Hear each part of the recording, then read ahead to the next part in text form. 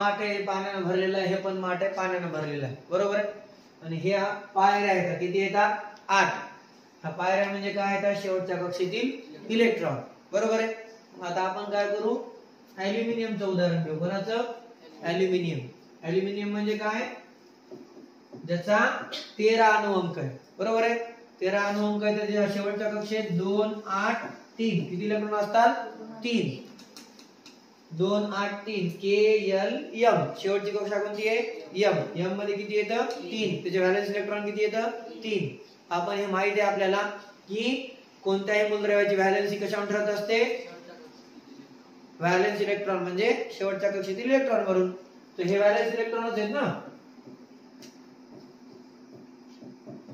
तर आता हे ॲल्युमिनियम कुठं आहे, ॲल्युमिनियम भाऊ इथं आहे.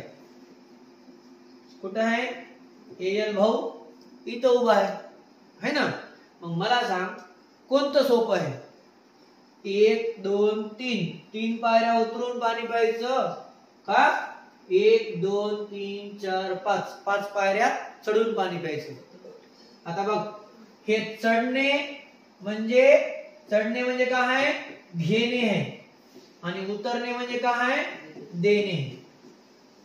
कोणतं सोपं आहे तू सांग. देणे सोपं आहे. ॲल्युमिनियम काय करल, 1 इलेक्ट्रॉन 2 3 इलेक्ट्रॉन काय करल, देईल, बरोबर आहे.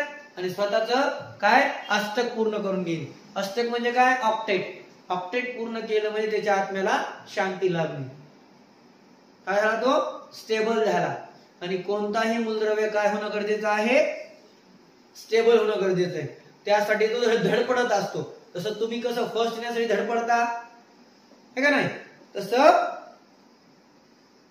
तसंच अणु, कोणत्याही मूलद्रव्याचा अणु हा त्याला स्टेबल व्हायचा असतो. स्टेबल होण्यासाठी काय करावं लागतं, त्याची शेवटची कक्षा पूर्ण करावी लागते, म्हणजे त्याचं ऑक्टेट पूर्ण झालं पाहिजे. तर मग मला सांगा, आता इथं आहे आपला मॅग्नेशियम भाऊ.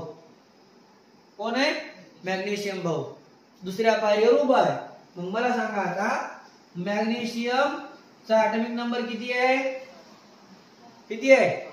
12 आहे, बरोबर आहे. मग 12 आहे तर इथे इलेक्ट्रॉनिक स्वरूप काय होईल, 2 8 2. मग व्हॅलेन्स इलेक्ट्रॉन किती येतं, 2. म्हणजे हे किती पायरीवर आहे भाऊ, दुसऱ्या.